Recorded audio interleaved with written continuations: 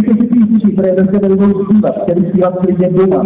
A chtěli byste mít Five Angels, jestli po kousku potom klidně můžete, protože vedle Sánky Lobkovic se nachází stánek, kde si můžete CDčka, trička a další propagační písničky od Five Angels koupit.